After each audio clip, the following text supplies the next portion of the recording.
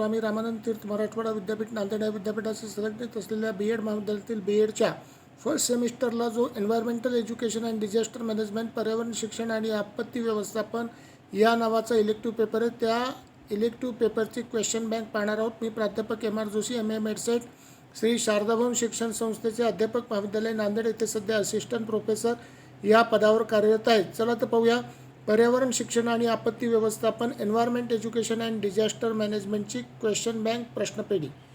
पहिल्यांदा टिपा विचारले जातात, 15 मार्काला टिपा असतात आणि बाकीचे 60 मार्काचे जे असतात ते निबंध वजा किंवा दीर्घोत्तरी प्रश्न असतात. तर टिपा काय विचारले जाऊ शकतात ते पाहूया.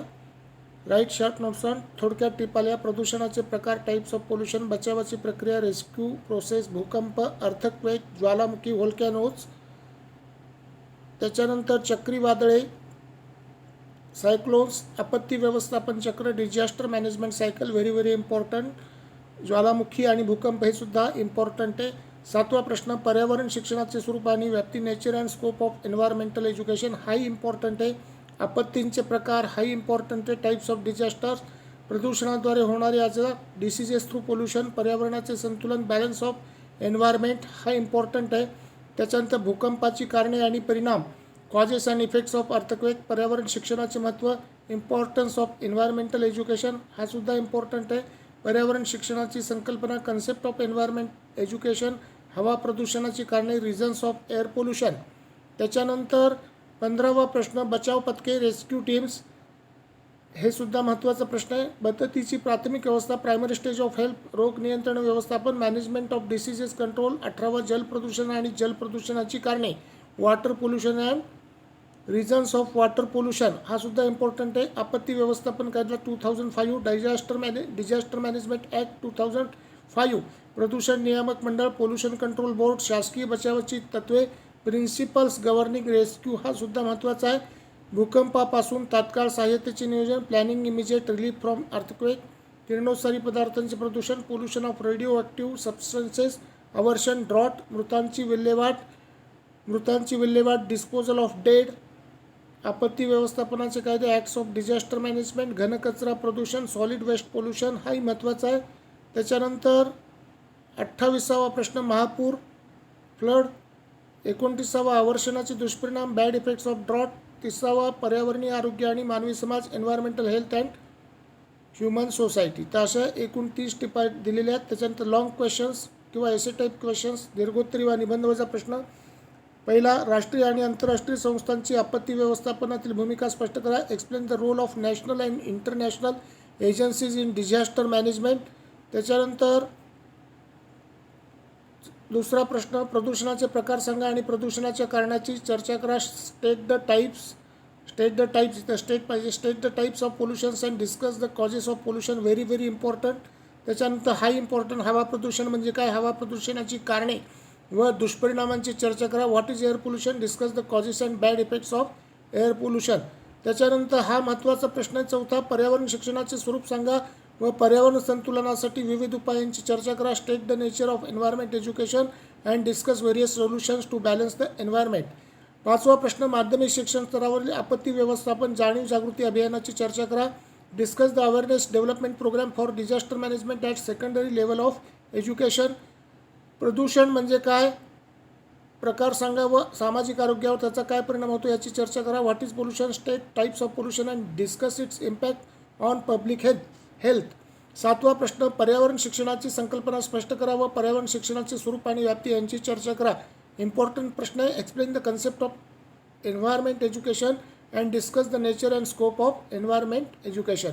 हाही 8वा प्रश्न महत्त्वाचा आहे. आपत्ती व्यवस्थापन चक्र सविस्तर स्पष्ट करा. Explain in detail the cycle of disaster management. 9वा प्रश्न, भूकंप ही एक नैसर्गिक आपत्ती असून तिचे दुष्परिणाम कमी करण्यासाठी कोणती काळजी घ्याल. Earthquake is a natural disaster, so what will you take precautions to control the bad effects of it. 10वा प्रश्न, पर्यावरणीय आरोग्य आणि मानवी समाजांची सविस्तर चर्चा करा. Discuss in detail the environmental health and human society. त्याच्यानंतर 11वा प्रश्न, प्राथमिक शिक्षण स्तरावरील आपत्ती व्यवस्थापन जाणीव जागृती अभियानाची चर्चा करा. Discuss the awareness development programme for disaster management at primary level of education. 12वा प्रश्न महापूर म्हणजे काय, महापुराच्या कारणांची व उपायाची सविस्तर चर्चा करा. What is flood, discuss in detail the causes and remedies on flood. 13वा प्रश्न महत्त्वाचा आहे, प्रदूषणाचे प्रकार आणि कारणांची सविस्तर चर्चा करा. Discuss in detail the types and causes of pollution. 14वा प्रश्न जो आहे तो असा आहे, घनकचरा प्रदूषण म्हणजे काय, घनकचरा प्रदूषणाची कारणे कोणती, चर्चा करा. What is solid waste pollution, what are the causes of solid waste pollution, discuss. 15वा प्रश्न, पर्यावरण शिक्षणाची संकल्पना, व्याप्ती आणि महत्त्व याची सविस्तर चर्चा करा. Discuss in detail the concept, scope and importance of environment education. Important question आहे. त्याच्यानंतर 16वा प्रश्न, आपत्तीतून तातडीच्या सुटकेची उदाहरणासह चर्चा करा. Discuss with examples the planning of immediate relief in disaster. 17वा प्रश्न, कोणत्याही 4 नैसर्गिक आपत्तीची कारणे व आणि परिणाम यांची चर्चा करा. Explain causes and effects of any 4 natural disasters. Very very important. 18वा प्रश्न, आपत्तीमध्ये बचाव पथके तयार करण्याची आणि तैनात करण्याची प्रक्रिया स्पष्ट करा. Explain the process of forming and deploying rescue teams in disasters. 19वा प्रश्न, आपत्ती व्यवस्थापनामध्ये मृतांची विल्हेवाट व त्यांच्या नोंदी कशा प्रकारे घेतल्या जातात ते उदाहरणासह स्पष्ट करा. Explain with suitable examples the process of disposal of dead and how to maintain the records in disaster management. 20वा प्रश्न, महापुराच्या कारणांची दुष्परिणामांची चर्चा करा व त्यावरील उपाययोजना लिहा. Discuss the causes and bad effects of flood and write down the measures on it. त्याच्यानंतर 21वा प्रश्न, चक्रीवादळाच्या कारणांची व दुष्परिणामांची चर्चा करा व उपाययोजना सुचवा. Discuss the causes and bad effects of cyclone and suggest measures on it. 22वा प्रश्न, प्रदूषण म्हणजे काय, हवा प्रदूषणाची कारणे कोणती, तुम्ही हवा प्रदूषण कशा प्रकारे रोखू शकाल. What is pollution, what are the causes of air pollution, how will you prevent the air pollution. हा महत्त्वाचा प्रश्न आहे. हाही महत्त्वाचा. आपत्तीची संकल्पना स्पष्ट करा आणि आपत्तीच्या विविध प्रकारांची थोडक्यात चर्चा करा. Explain the concept of disaster and discuss briefly the various types of disasters.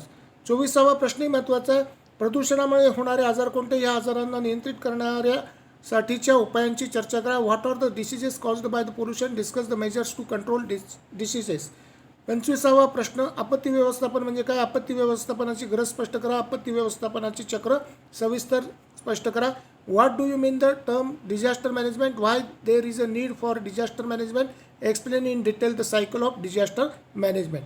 तर अशा प्रकारे हे प्रश्न आहेत. Best of luck. धन्यवाद. थँक्यू. परीक्षेसाठी शुभेच्छा.